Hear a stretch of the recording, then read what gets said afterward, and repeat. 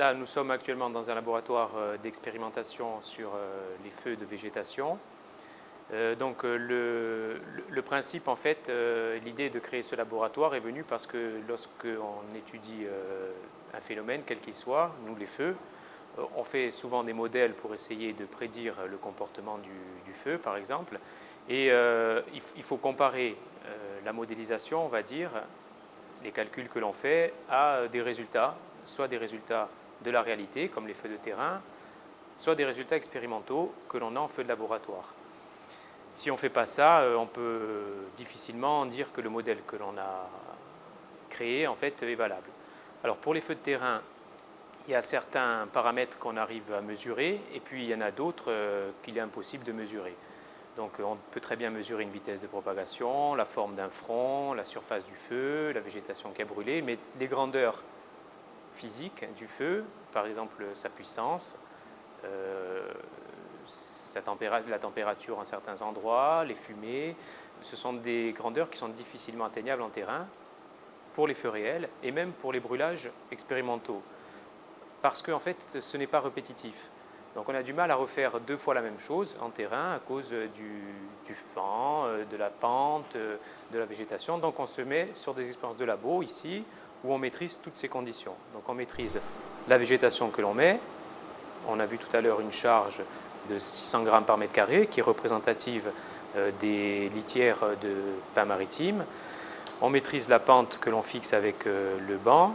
Et puis, on maîtrise aussi l'allumage que l'on peut faire en ligne ou ponctuel. Donc ça a pour but de quantifier le feu et de déterminer des grandeurs utiles à la modélisation. Alors pour ça, on s'est inspiré de ce qui avait été fait dans les feux de compartiment. Les feux de compartiment, c'est les feux d'habitat, d'immeubles qui reçoivent du public, même les feux de train, les feux de navire.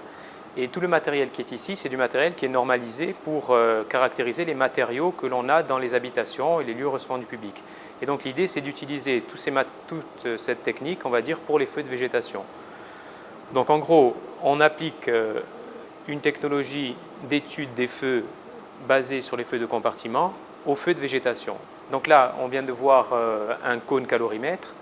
Le cône calorimètre, lui, nous permet de mesurer la puissance du feu, c'est-à-dire l'énergie qui est dégagée par le feu. Avec le système de mesure que l'on a, on vient prélever les gaz qui sont dégagés, donc on peut mesurer aussi les fumées. Et puis on a vu aussi d'autres capteurs qui étaient placés en bout de banc qui permettent de mesurer le rayonnement qui est émis par le feu. Donc en gros, on quantifie le feu, c'est-à-dire on mesure sa puissance, un peu comme on mesurait la puissance d'une voiture. Et on mesure aussi les effets de ce feu sur des cibles potentielles, des êtres humains ou des habitations qui seraient positionnées face à lui. Alors donc pour mesurer cette puissance, en fait, le principe est très simple. Il s'agit de mesurer la différence d'oxygène entre l'oxygène que l'on trouve quand il n'y a pas de feu et l'oxygène quand il y a le feu. Cette différence va nous donner la puissance du feu parce qu'on sait que pour 1 kg d'oxygène consommé, on produit 13 mégajoules, en gros. Donc, bien sûr, on fait des corrections, c'est-à-dire que l'oxygène, c'est la grandeur principale, mais on mesure aussi le dioxyde de carbone, le monoxyde de carbone. Et donc, en fait, dans cet instrument ici, qui est le calorimètre, les gaz qui sont émis par le feu sont ensuite accompagnés par un système d'extraction jusque dans une zone de prélèvement. Et là, on vient prélever ces gaz, mesurer leur température et grâce à une baie d'analyse, identifier la quantité de monoxyde de carbone, de dioxyde de carbone, d'oxygène. Et par là, on a la mesure de la puissance. Voilà. Donc ça, c'est un équipement qui a été financé par le FEDER, avec le soutien de la région. Bon, c'est un financement qui n'est pas très exorbitant, on va dire, et qui est le minimum pour pouvoir étudier une puissance de feu, puisque c'est un appareil de normalisation. Les travaux là, que l'on a menés sont publiés, bien sûr, dans des revues scientifiques. Ça, c'est la première des choses. C'est ce qui va, en quelque sorte, valider le bien fondé de nos travaux au niveau scientifique, puisqu'on est jugé par nos pairs. Et après, ces travaux, ils sont aussi en quelque sorte vulgarisés à destination du grand public et aussi à destination des professionnels pour leur indiquer l'aboutissement de ce qu'on a fait. Alors en gros, à quoi ça sert?